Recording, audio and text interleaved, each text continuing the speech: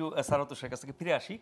নির্বাচন কমিশনারদের বিরুদ্ধে সরকারের ব্যবস্থা নেওয়ার কর্তৃত্ব সহ 10টি বিষয়ে তারা দ্বিমত জানিয়েছে। কমিশনের সাথে সংস্কার কমিশন, নির্বাচন কমিশনের সংস্কার কমিশনের এই বিরোধটা রাজনৈতিক দলগুলোর সাথে আলোচনার প্রক্রিয়া যাওয়ার আগে নিষ্পত্তি করা উচিত ছিল কিনা, বা কমিশনের এই অবস্থানকে আপনি কিভাবে ব্যাখ্যা করবেন? আপনাকে ধন্যবাদ, রুমিন আপাকে শুভেচ্ছা। নির্বাচন কমিশন তার পজিশন জানিয়েছে এবং অনেকগুলো বিষয়ে তাদের দ্বিমত আছে, সেটা থাকতেই পারে। কিন্তু আমি মনে করি যে এটা নিষ্পত্তি করে রাজনৈতিক দলগুলোর সাথে বসতে হবে, এটার তেমন কোনো জরুরত নাই।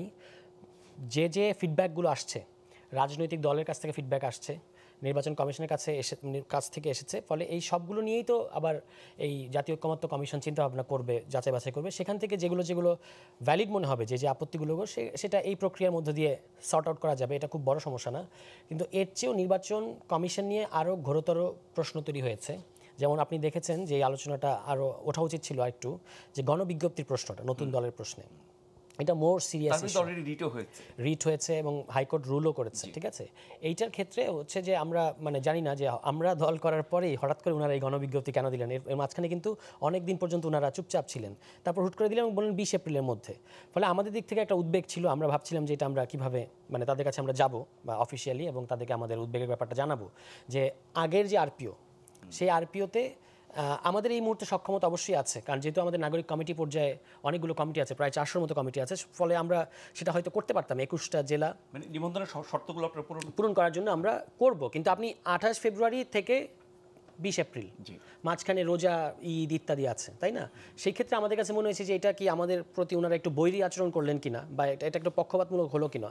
এই জন্য আমরা স্টেপস নেব চিন্তা করছিলাম। এর মধ্যে অন্য একটা ছোট দলের পক্ষ থেকে তারা একটা রিট করেছিল এবং সেটা হাইকোর্ট যথার্থই জিজ্ঞেস করেছে যে এটা অবৈধ কেন হবে, কারণ দর্শন হয়েছে। এখন নির্বাচন কমিশন, আগে তো আপনি এই নির্বাচন ব্যবস্থা সংস্কার কমিশন তো কতগুলো আরপিও সংশোধনী এনেছে, আপনি সেইগুলো সর্ট আউট করাটা আগে, আপনি যদি প্রায়োরিটির কথা বলেন যে এটা আগে নিষ্পত্তি হওয়া দরকার কিনা, যেহেতু বাংলাদেশে আপনি এটা অস্বীকার করতে পারবেন না এই বাস্তবতাটা, যে বাংলাদেশে একটা নতুন দল এসেছে এবং সেটা কোনো ব্যাঙের ছাতা টাইপের দল না, যে আমি একটা সংবাদ সম্মেলন করে একটা দল ঘোষণা করে দিলাম। এটা বাংলাদেশের অভ্যুত্থানকারী নেতৃত্বের মধ্য দিয়ে গড়ে ওঠা একটা দল। ফলে এটাকে সিরিয়াসলি নেওয়া উচিত ছিল নির্বাচন কমিশনের, এবং আগে এটা তাদের জানতে চাওয়া উচিত ছিল যে আপনারা যে সংশোধনীগুলো দিয়েছেন আরপিওর কতটুকু বাস্তবায়িত হবে, কী হবে, বা এই ব্যাপারে তাদের কোনো মতামত আছে কিনা। যেমন এই যে তারা যে আপত্তিগুলো দিয়েছে, এর মধ্যে আরপিও সংক্রান্ত তেমন কোনো আপত্তি নাই, যে সংস্কার প্রস্তাবগুলোর ব্যাপারে আপত্তি নেই, তাহলে আমরা ধরে নিব যে তারা সবগুলো আরপিওর ব্যাপারে একমত, সংশোধনীর ব্যাপারে একমত। যদি সেটা হয়ে থাকে তাহলে তো এই আরপিও সংশোধনীটা আগে হওয়া উচিত ছিল।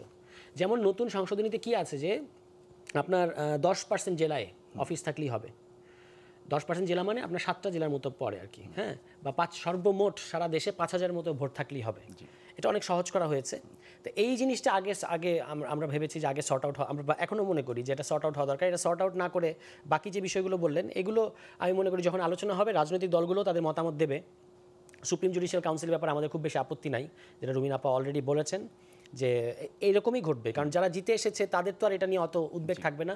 পরবর্তীতে আসলে আপনি ব্যক্তির বিচার করছেন, কমিশনের তেমন কোনো আসলে শায়েস্তা করা যাচ্ছে না। সেই ক্ষেত্রে সুপ্রিম জুডিশিয়াল কাউন্সিল হলে আপনি তাৎক্ষণিকভাবে এটার একটা, যদি আসলেই তারা কোনো অসদাচরণ করে থাকে তাহলে এটা ব্যবস্থা নেওয়া যাবে। সেই দিক থেকে এটা ঠিক আছে। আমাদের জন্য মেজর কনসার্ন হচ্ছে আমি যেটার কথা বললাম আর কি। তো আমি মনে করি যে এটা রাজনৈতিক দলগুলোর সাথে আলোচনা করলে সেটা ঠিক হয়ে যাবে, এবং আগে এটার ব্যাপারে সিদ্ধান্ত নিতে হবে, এই যে আরপিওর যে সংশোধনীগুলো এসেছে।